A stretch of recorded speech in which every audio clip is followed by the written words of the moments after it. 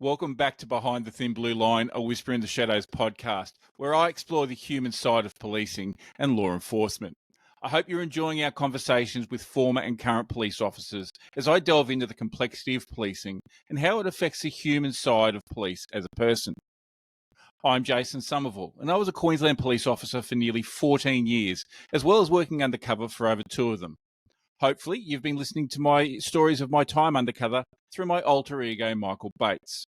Well, I've decided it's time we heard from other police and let them tell their stories. Today, I'm chatting with Ben Schultz, who is one half of the fantastic podcast, Two Ordinary Cops.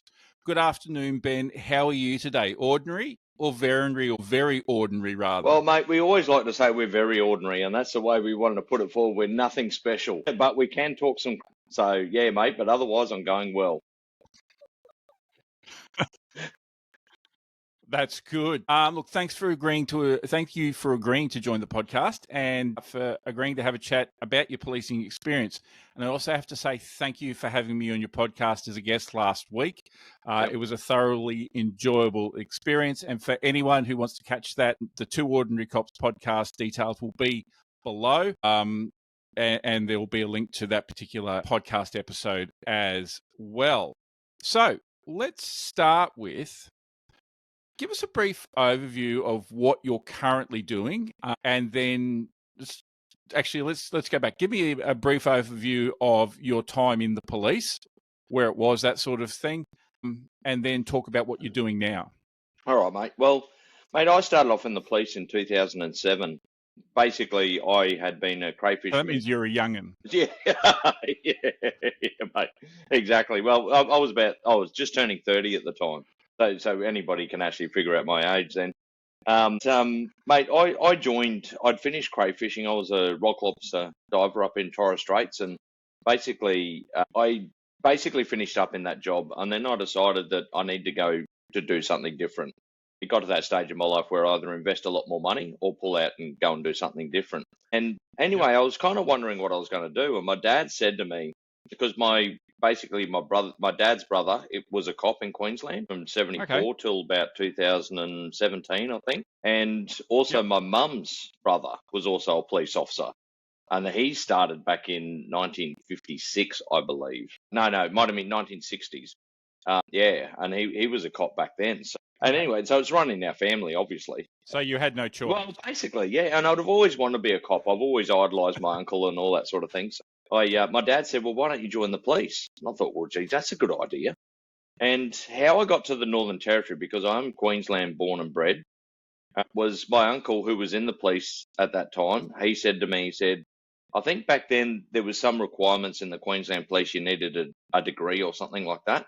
I'm not entirely sure, but he said there was basically some requirements. And he said, my advice is go to the Northern Territory. He said the Northern Territory police will fast track you into policing like you won't believe. And he said, the Queensland police will accept you in 3 years if you ever want to come back. He said they love the Northern Territory police because they reckon that doing 1 year up there is like doing 3 years in any other jurisdiction. And I can tell you what, well, look, I can't experience other police forces, but I can tell you what, the Northern Territory, you're thrown into the deep end very, very quickly on. Or early on, I should say. And then so I started in the college, and that's where I met the other half of the Very Ordinary Cops, Damien Barb, and we joined in the same recruit squad. And then we did our training there, and we got a reputation of liking the amber liquid and going up to the police club. And then we both got stationed in Katherine. Oh, that would have been a recipe for disaster. Were they warned before you turned up? Well, not really. No, but it was just one of those things. And one of the funny stories like Damon and I tell early on was when our first day in the college, and we're sitting there and the sergeant comes in, they said, they're showing us around the college and all the bits and pieces. And they said, in the Peter McCauley Centre, there is a police club. They said, but we advise you not to go there. It's not a good look for recruits. Anyway, the first Friday that came around, Damon and I, we thought, well, let's go up and have a look at this police club. Yep. So, and that was a great night. We actually met some quite high-ranking officers. I'll mention Mr. Bob Rennie. He's been on our show, and he was actually behind the bar serving, and he was a superintendent of traffic at the time. So And he was definitely he was like a father figure, and just taught us about what the police club was actually about, not drinking and getting blind drunk and all that sort of thing, but more of a camaraderie thing. And you come in there and you get to talk to people and pass information and talk about some of the crap that you'll deal with in the police.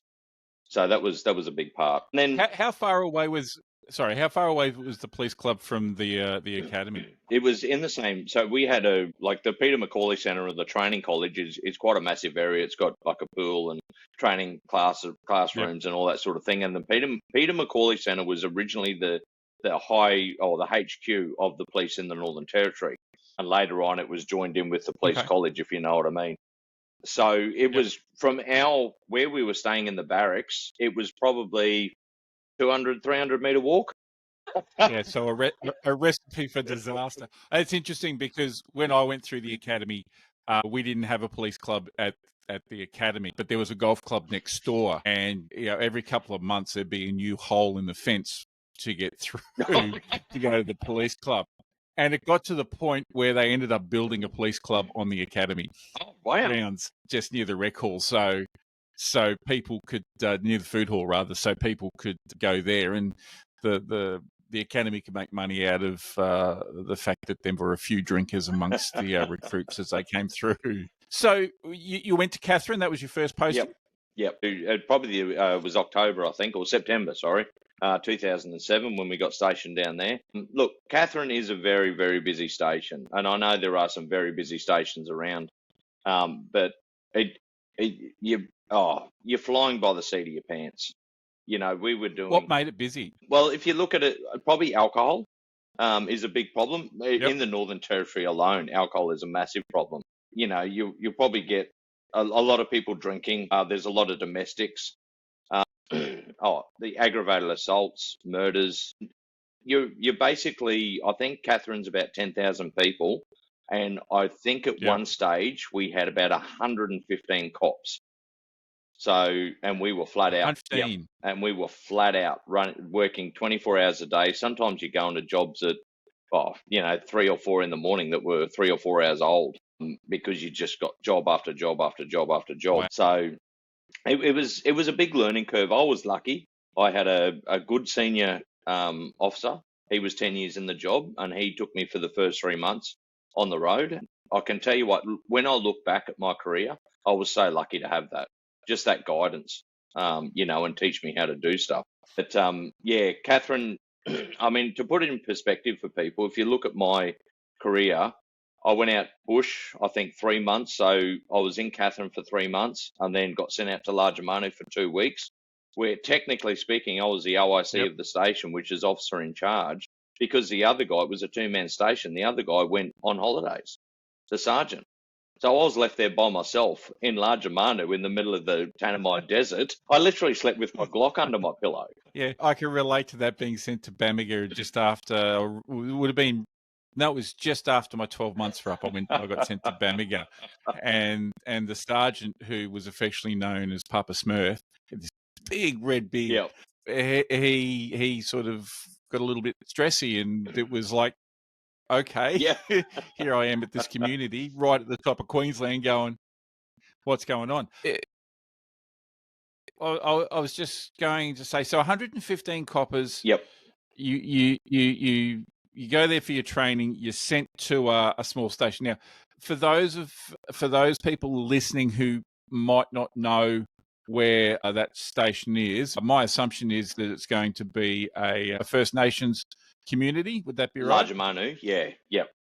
So that's where I went. So Katherine used to relieve a massive area.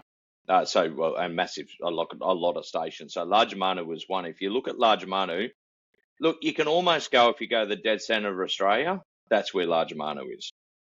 Mm-hmm. So everybody could relate. Or if anybody's looked at the map to where Yuendamu is, which is, of course, where Kumanjai Walker was shot in 2019, I think, by the Northern Territory Police. That was all over the news and still is today. So if you look at Yuendamu, that's the sister or brother community of Lajamanu. They're same people. They're Warlpies. So they're the Warlpiri Aboriginal people, and they're predominantly out there. You're dealing with Aboriginal people who are Warlpiri tribe.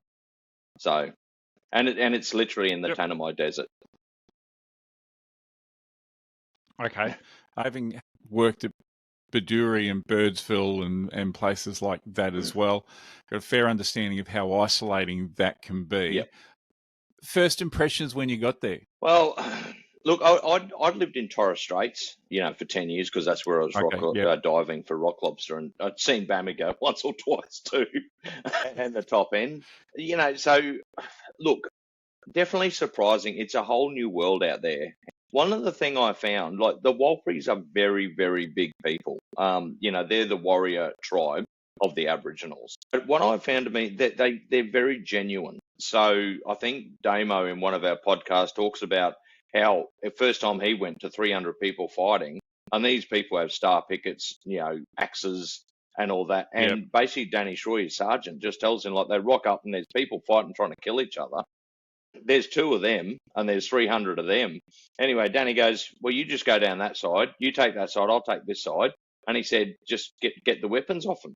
And Damo thought it was the biggest stitch up ever. But the fact is, those people, they're fighting amongst themselves. They're actually, they don't have any grievance against the police.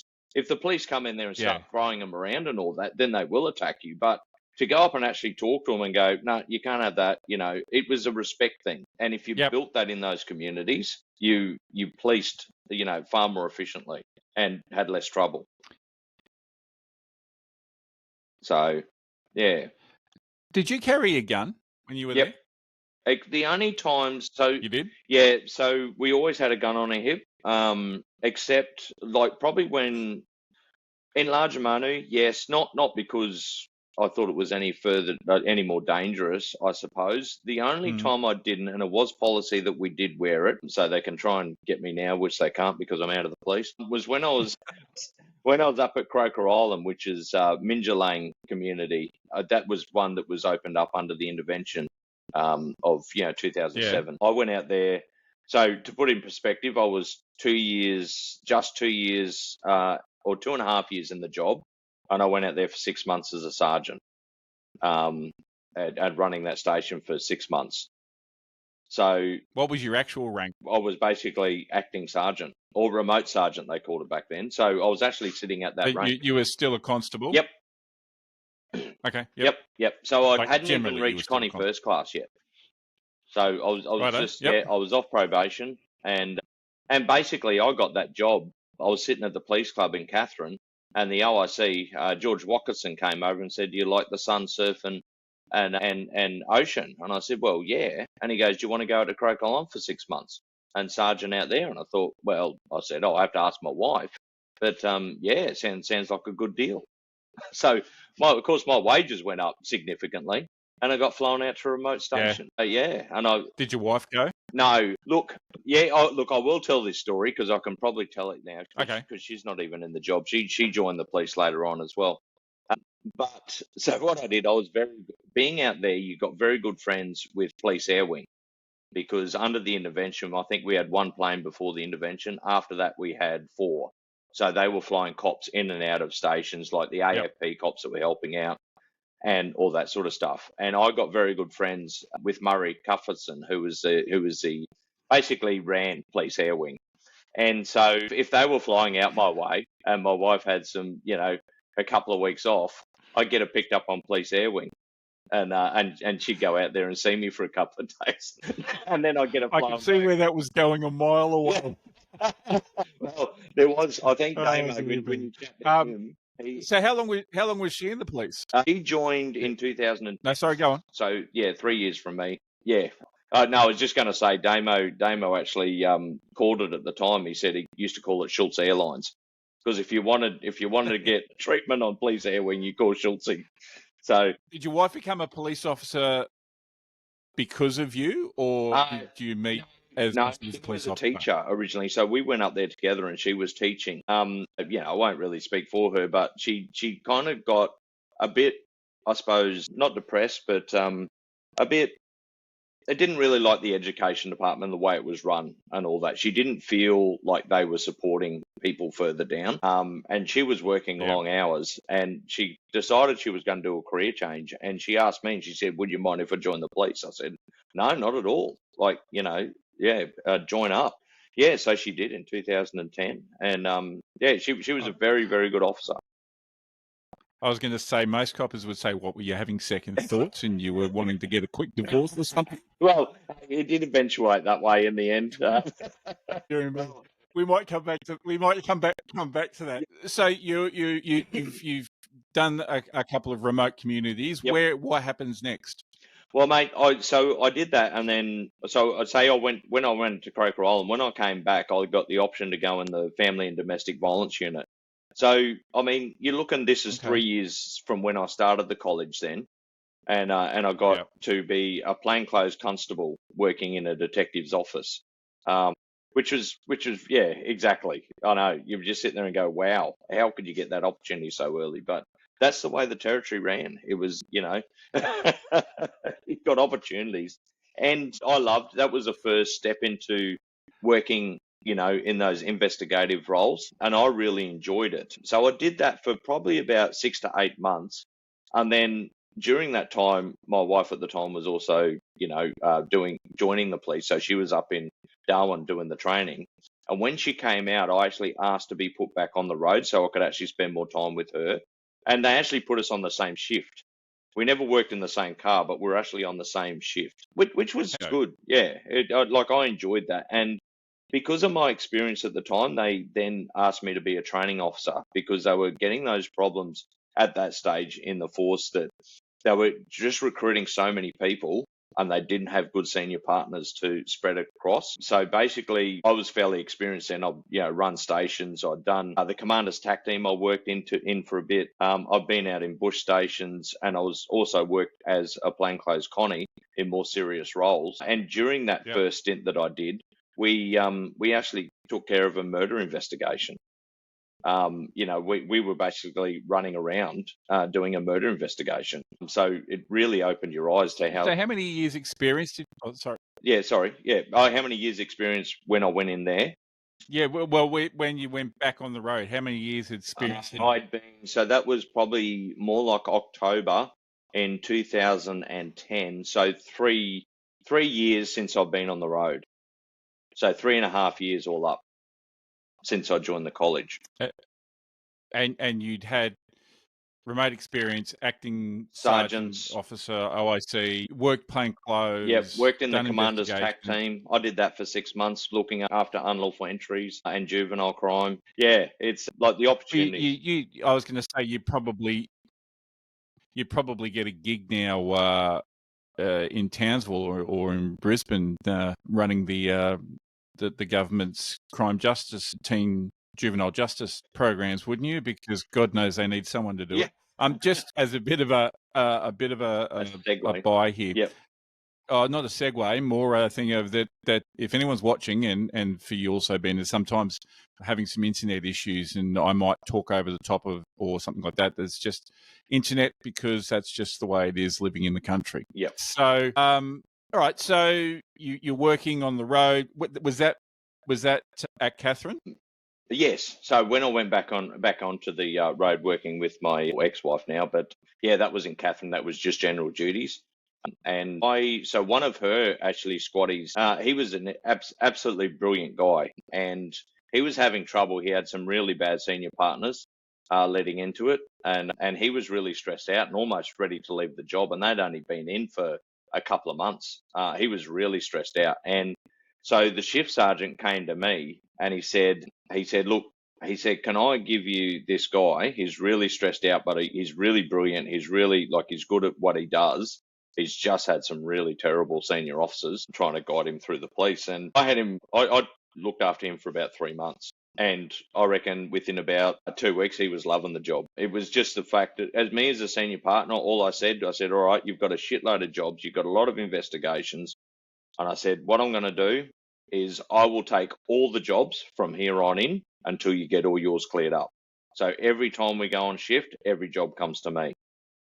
But I also, back then, we also worked in the watch house. So I also asked the sergeant if we could have 2 watch house shifts every roster. So that way, or once a week, basically. And he said, yep, not a problem. Because I said, the watch house is great. You get your quiet times where we can really go through your paperwork and we can tell you how to get through it and do the jobs properly so they'll get finalised, and do investigations properly and get them up to date, and get successful prosecutions if it went down that path. So I really enjoyed doing that. It's a lot of work being a senior partner and guiding and teaching police. I never realised how much it actually took out of my policing until, like, I did that for about a year, and I'd done 4 police in that time, so 3 months a stint. And and it was funny because then they said, oh, we'll just match you up. This is a lady that's come down from Darwin. She'd been policing up there, and Darwin doesn't have the experience that Catherine has. So they said, can you just introduce her into Catherine? And because you have to, up there they had a coroner's conning. Down in Catherine, you did the paperwork yourself, like that sort of stuff. So, and I'll actually say this. Oh, okay. She had 4 dead bodies on her first 4 shifts on the road in Catherine. No one would want to work with her after that. So, so it was probably handy because I showed her what the paperwork you had to fill out, and doing a coronial file and all that sort of thing, which we were. I mean, obviously we had experience. We had to do them all the time ourselves. Like, I think there was a policy in the Northern Territory Police that anybody on probation couldn't actually be in charge of a coronial file. But I think I did 2 or 3 while I was on probation. It's just, it's absolutely nuts. Like, Because, well, if you were the junior Connie and there was a dead body, you got it. It was like, welcome to the show type deal. I think the hardest one, not the hardest one. I remember the first one.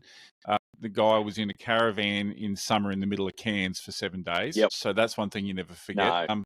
I was in Baduri, and Baduri is about 250 kilometres north of Birdsville in the straight line. Yep. And about 400 or 500 kilometres south of Mount Isa in a straight line. Yep. So it's in the middle of absolutely nowhere. Yeah. We were flooded in, so you couldn't get in and out of town. Yep. Yeah, I know that feeling. Plane lands. Yep. Yeah, plane lands. Old mate who's a passenger on the plane. Yeah, he's dead. So that has its own set of problems that you have to deal with in regards to, okay, well, we've got to turn the morgue on, turn the fridge on, and you've got to, how do you get him out, because you can't drive, no one can get in. Yep. You're going to have to fly them. There's a whole bunch of things around that. So there are things you just had to learn to do and understand what to do, because there wasn't anyone else that could do it for you. Yeah, that's exactly right. And I mean, that's Catherine for you, or that's definitely bush policing. On a whole, you had no resources out there. You were the resource, so you had to learn how to do it. I chipped later years, and I actually said to the commander, because I had trouble sending people out bush. People like Damo and I, we loved going bush. We loved the autonomy of it. It was, busy at times, but we loved it. And I said to the commander, I said, why don't you make a requirement that people, they can relieve out there, but they have to do at least 6 months before they go for senior conning, at a bush station. Yeah. And he goes, oh, you can't do that. I said, well, why not? You say part of the thing is when you join the police is, are you willing to go everywhere? And everybody says yes. So, and just give them the option, and you know what was funny off later on? So when I left the police, they then brought in, it was mandatory, the commissioner would send you out bush before you got a promotion. So they were making people go out bush instead of asking and making a requirement to go for promotion. He was then sending people, and I said, well, no, that's not going to work either, because people need to work around their family and all that sort of thing. Give them the option, and they have to do it if they want to, get promoted. Yeah, it's one of those things. You came in at a time where they started bringing in, ribbons for last place and things like that. It was all about making sure everyone was happy and content and all those sorts of things. That's exactly right. Anyway, so what happened after that? Where did you work after that? So when I'd done, basically what happened was, I won't go into it too much. This is more my wife's stories, but she she got a cancer, and so we had some time off while she dealt with that. And then when we came back, we had some problems in the police department. Just they basically wanted to kick her out of the police because of the damage the radiation had done and all that sort of thing. But yes, basically we had a bit of a fight with the police department, which we won, and she got fully confirmed, which was right. She was a very, very good officer, and she's finished now, but she was a very, very good police officer. And basically then we separated, or basically broke up, going through all that trauma. And then I decided, well, funnily enough, I'll go back and tell a bit of a story here. So one of the other stations I relieved in early on was Ramangini Police Station, which is in the middle of Arnhem Land. If you know the Northern Territory, it's in the Gulf. It's about 26 kilometres, I think, from Ramangini to the barge landing. And if you search for a place called Millingimby, an island just off the coast, that Ramangini straight inland from there, about 26 kilometres. Basically what happened was there was under the intervention, and they asked me, the sergeant out there was going on leave for 2 or 4 weeks, I think. And they asked me, this is in 2010, I think it was. And they asked me, they said, can you go out there and look after the station while he's on leave? And I said, yeah, I can do that. So I went out there and I met, and I'll mention his name there, Muhammad Abaka Ali is his name. He's a great guy. He's in the Western Australian Police now. So I won't tell too many stories, but he's still in the police. He was in the Northern Territory then. I love the bloke. He was basically fresh out of the college, well, fairly fresh out of the college as well. And he was the second man out there. And I worked with him for a couple of weeks and had a great time. Like, it was just fantastic. And I said, at that stage, they were actually building a $12 million police station there, because it was going to become a permanent station, not just a Themis station under the intervention. That was starting to happen. The plans were getting put in place when I was out there in 2010. And funnily enough, I said to him at the time, I said, if I ever break up with my wife, I will put in for this station as a sergeant when it gets built. And lo and behold, 2 years later, the sergeant position, the first actually substantial sergeant of Ramangini Police Station, came up for grabs, and I was out there relieving at the time, and relieving man and greeter a couple of other stations around it, just helping out. And I put in for the job, and I got it. So I was the first one to take over a $12 million police station, which was new. Was it a better building than the one you've been at? Oh, the Themis stations, mate, they were just containers. Yeah, you're living in shipping containers. That's it. So fair enough. Yeah, so a bit more flash, definitely. Yeah. But I worked for close to 3 years out there, and look, a lot of people said to me at the time, they said, you're crazy, taking over a new station. Usually when you take over a station, the sergeant before you's already got things rolling and all that sort of thing. But I had to create everything. Ammunition register, like they had it, but it was because police had been coming and going and there'd been no constant police. It was all over the shop. I remember the first station inspection before I moved into the new police station, like when I got out there, I actually got my ass dragged over the coals because it was in such a shit state. But it takes so long to get that stuff under control. And I'd only been out there for about 2 weeks at that stage. Hardly fair. Don't think it was quite your fault, but anyway. But typical police. But I got it, but it was a lot of work. It was a lot of work. I can't. Basically, look, put in perspective, my overtime bill a year, so what the police used to pay me in overtime was around $50,000. So you can imagine how much, how much work I did out there. And look, I loved the community. I did, but I basically got a bit burnt out, doing that for 3 years.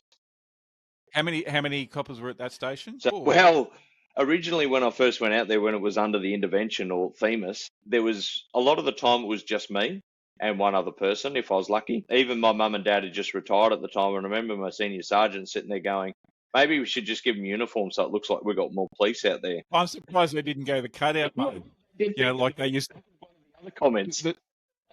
The shoplifter one. I don't know whether you ever used to see the police, the cutout police for life size one in the shop say if you get caught Yeah, no, I think that was considered as well. But basically, once it became a full-time station or permanent police station, there was me as a sergeant, and then I had 2 constables and 1 Aboriginal community police officer. So there was a role for those 3 other officers. Okay, that's a fairly big station then. Yeah, it was four-man station, so to speak. Yeah. Fair enough. And okay, so you're going. Sorry. No. It was a busy station, but it kind of had its high and lows. Like but you know what policing's like. It can full moon, it goes absolutely nuts, and then you won't have anything for 2 weeks. So. Yeah, do know that. All right, so you 3 years there, you burn out. What happens then? Well, mate, so then Damo, the other ordinary cop, he was at Borroloola, and he sent him. Well, first off, I'll sit there. I applied for a cross-border team, which was down in Alice Springs, and there was basically me and one other person going for the job. We were the top people for the job.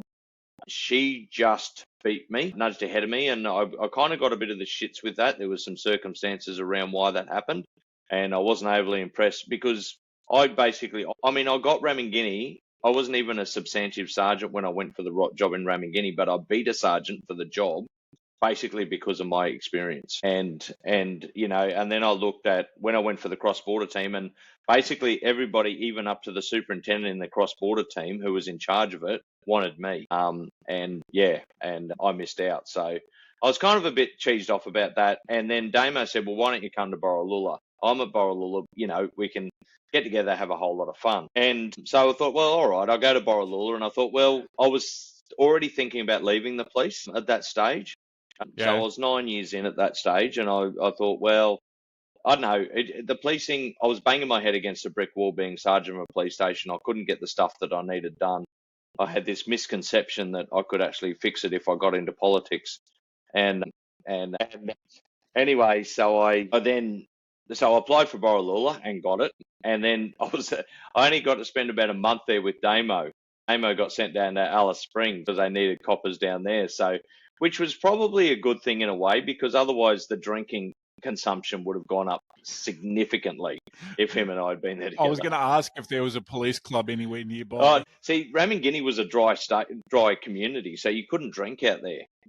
I mean, if you look at me back then, I was probably I was 80 kilos and I was solid muscle, because all I did was eat well and train. That's all I did, and do policing. So I was extremely fit. I was doing, I'd go down to Sydney for the city to surf runs. I was doing half marathons and all that sort of thing. I was really super fit because you just couldn't drink out there. So got to concentrate on my fitness. And then I went to Borroloola and that changed. I went to Borroloola, and I can tell you, Borroloola is probably one of the most volatile stations I ever worked in. I think at that stage in my career, I had about 1 complaint a year. In that 1 year in Borroloola, I got 10. So, okay. Yeah. Why is it so volatile, and sort of can you explain a little bit what you mean by that? Yeah, so it can really go crazy. You've got a lot of youth crime. There's the problem is you've got 3 different camps, Garawa, and there's a new sub, but there's another one I can't think of it off the top of my head, and they're all different kind of tribes as well to a certain extent. So that causes a bit of conflict. I mean, and then you've got Robinson River, which is just down the road. You've got Doomadgee, which is just over the border, if you go down through the Gulf. So you used to get people from Doomadgee coming in. Good old Doomtown. And anybody that's read the Tall Man, is it the Tall Man? The one that killed, the one that basically Cameron Doomadgee died on Palm Island back in the... it was. I actually think it was the 2000s. Was it? Yeah. So that was pretty. Yeah, I just left, I think.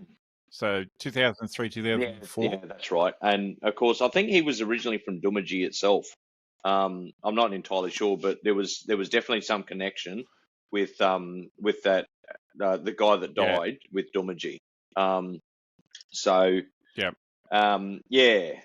So there was a bit of. I was going to say, funnily enough, the copper that was involved in that actually spent time at Doomadgee. Oh, did he?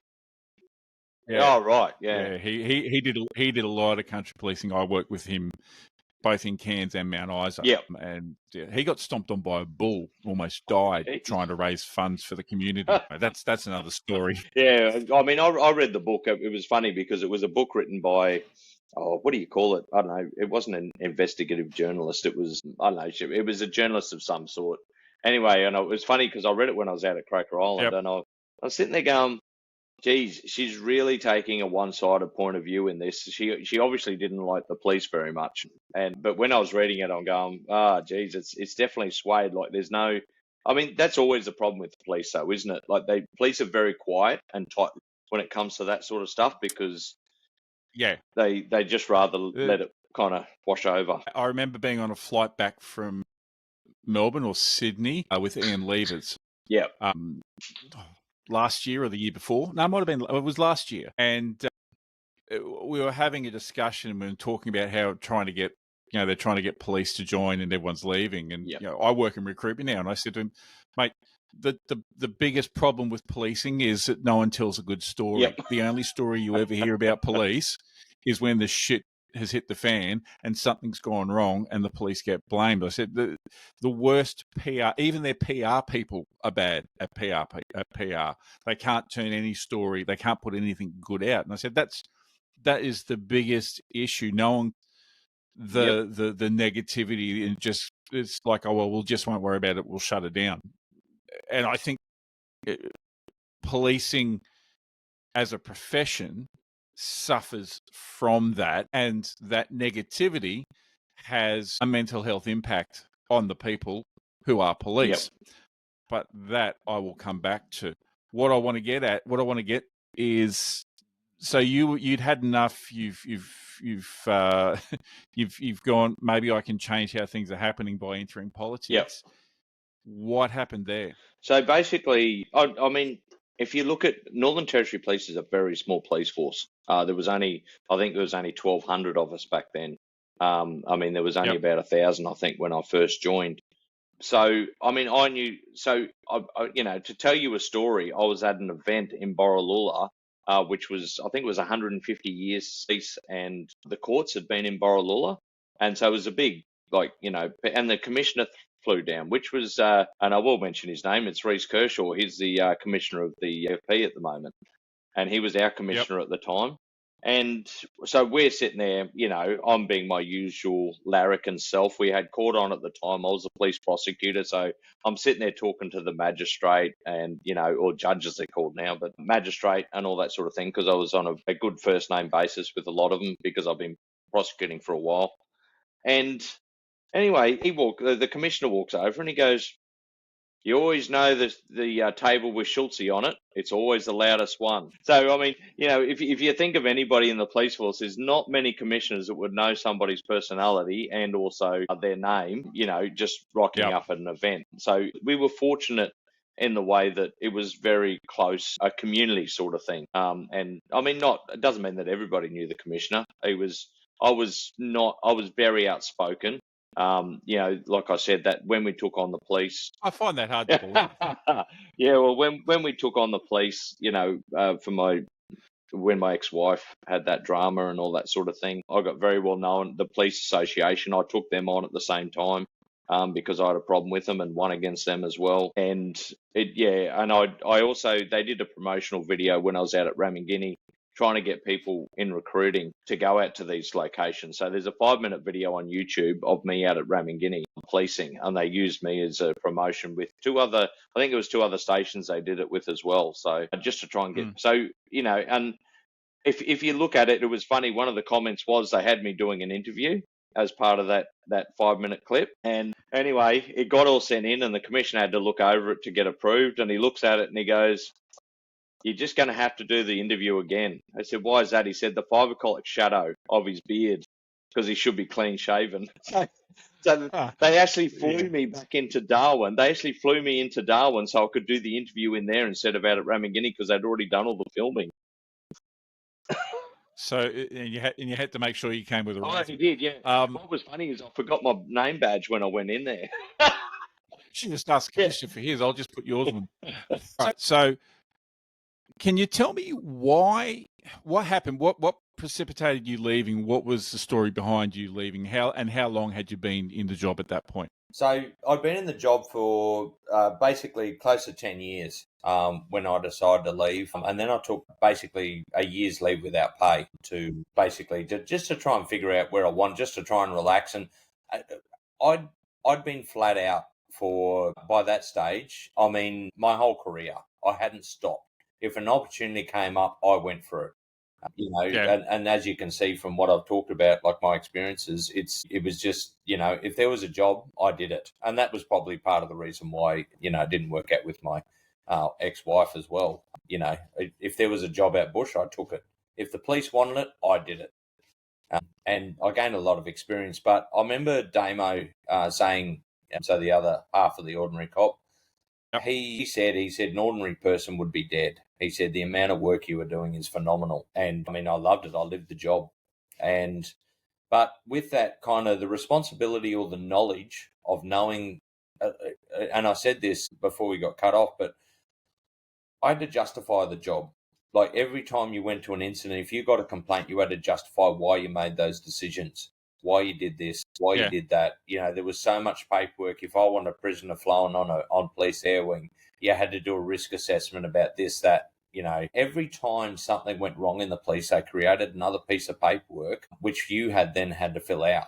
So, for a job that used to take you half an hour, or who am I kidding? A file to take a file that used to take you, say, 2 hours to do, a simple file, would take you 4 hours to do because of the extra bits and pieces of paperwork you had to fill out.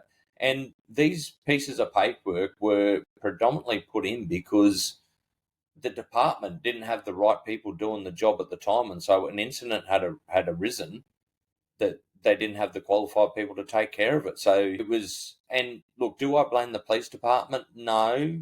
I mean, there's a lot of many factors that come into it. The bosses, I think, a lot of the time are trying to do the best that they can, but it all goes through government and all that sort of funding and, resources and all that sort of stuff. And so I thought, well, instead of trying to keep banging my head against a brick wall and moving up through the ranks, why don't I try and influence politics or go into politics to try and fix it from the top end? Now, I'm gonna be a bit harsh here about the way I say this, but I was always one of the first people to sit there and when I talk about the police force, and I always said that they couldn't organise a route in a brothel with a fistful of 50s. And I'll tell you, but one of the funniest things is when I actually got involved in politics, it makes the police force look like a well-oiled machine. And I think that's a common misconception with and I'll come back to this, but I think that's a common misconception by police and probably anyone else really for that matter, that when you've got to that point where you go, you know what, fuck it, I'm leaving, you think everything else is going to be better, that nothing can be as bad as where you are. Yep. The way the world is designed, it's just dysfunctional. Yeah, definitely. It really opened my eyes up, I suppose, when I left. I just thought, wow, no wonder the poor police force is struggling, and health and everything and education and all that sort of thing. When you look at some of the Muppets up high, in the political spectrum. And what's a shame is there are some really good politicians as well, but they're just drowned out by the idiots, which is such a shame. By the ideologues. Yeah. So, how did you go? Did you get elected? No, mate, I basically, I got involved with the party, and I'm still involved in it now. And I always had plans to run even in this state election, but basically I started the podcast with Damo, and that got very popular. Yep. And the problem with politics is you're controlled about what you can say. Yep. Whereas in the podcast, there's nobody telling Damo and I what we can and cannot do. Well, you haven't had any lawyers' letters turn up yet. Let's put it that way. Yeah. And look, if I did run, all they'd have to do to find something on me is listen to the podcast. Yeah, I hear you. And it's quite interesting that a profession like politics where it's all supposed to be about, you doing things and looking after the populace and saying what you mean, and then you're not allowed to. Yep. Kind of like policing, where you're there looking after the populace, keeping them safe, but you're not allowed to say what you really think. Yeah, exactly. Yeah, that's right. Yeah, mate, and I think, and a bit like teaching and all those sorts of jobs. Yeah. I mean, my hat goes off and my heart goes out to the paramedics and the people in health. They're doing a very, very tricky job, and teachers too. Like, geez, I mean, I always felt sorry for the teachers when I was in the police. At least we had powers, to do something. That's very true. I bet the only people you don't feel sorry for are the fireys, because they get to sleep 14 hours a day. Mate, look, I'll say this joke. Why are there police? Why? So fireys can have heroes. And I know there are a couple of fireys that listen to this, because one of the previous bits is a fire. I tell every that one, mate. So there's a very keen rivalry. Yeah. So just want to sort of go off on a little bit of a tangent here. I'll come back to some of these other things that we've been talking about. What did you want to be when you were a kid? I wanted to be a police officer. That was my dream. Okay, so you grew up wanting to be a police officer. Yeah, because I saw my uncle, and I remember Mum and Dad got some little small police shirts for me. I kind of like to touch on something here. When I was growing up, grew up an hour north of Bundaberg, a little place called Berrijonda. Mum and Dad had a farm out there. And I used to go to school in Rosedale and used to be on the bus, back in the days when kids caught the bus to school. And anyway, and I would get bullied on that bus every day. I was only a little kid. I'd be on the bus with my brothers, but my brothers, two older brothers, they're lovely people, but they're not, not tough guys by any stretch of the imagination. They got, born with more brains than brawn, so to speak. And there was one day I was pretty tough as a kid, and I look back now, I was definitely very resilient. And like, this kid bullied me every day, and my mum had always taught me ignore them, and they won't keep bullying you. And anyway, I remember this one day on the bus, and he was sitting behind me, and he kept on bullying, just saying stuff, and I just ignored him, just pretended he wasn't there. And he actually punched me in the back of the head. He was 2 years older than me. And my head flew forward. And you remember the old seats in the bus? They had with the steel bars, And my head butted that. It really hurt. And I remember back the time when I felt like crying, but I didn't. I still didn't react. I sat there and I just didn't react. I had tears in my eyes, but I knew, just don't give in to him. Don't make him show that he's beating you down. But it was at that stage my next door neighbour actually stood up and challenged the bully and said, "You will not touch this kid anymore." And the bullying stopped as of that day. And I, for weeks, I can't remember how long, I was pretty young at the time. And I remember for weeks after, I would pretend to be my guardian angel, that guy that stood up to the bully. And then I reckon it was probably about a month later, and I remember thinking to myself, why can't I be him? Why can't I be that person that stands up against the bullies? And from that day forward, that's what I've done. I've been in more fights in my life for other people than I have for myself. So, and all the way through even that school, all the way through high school, I went to boarding school here in Brisbane. And, there was a real pecking order in the boys' boarding house. I have lost count the amount of fights I've been in just protecting other people. Why didn't you join the police straight away? I think it took me a long time to figure out, if you look at my, I got a very low OP, or very high OP, whatever you do it. I was basically the bottom of the class. Mind you, I was lucky enough to go to a very prestigious school where it was very, very highly ranked. So of course I was the bottom ranked at that school. I've always been more a practical person than a theoretical. And that showed even in the police college. I struggled with the theory in the police college to the point that I couldn't almost pass exams. Then I found my niche and I found out how to learn, and I went from like 65% to just about 90%. Because actually, you'll be able to actually understand this. It was a good friend of mine said to me, I was trying to write everything out, and I'm a very slow writer. But he said, how do you learn stuff when you're in school? And I said, I love doing plays. And he said, well, learn like a play. So just read it out and learn. And I did. And I went from 65% to 90% in my exams. So just by reading and reciting. And we're probably going off on a tangent here, but one thing that schools don't do is equip kids with understanding how they learn, because it's all about, here it is on the blackboard, here it is in a piece of paper, here it is on a book. You just learn it. Whereas, you've got so many, well, there are three main types of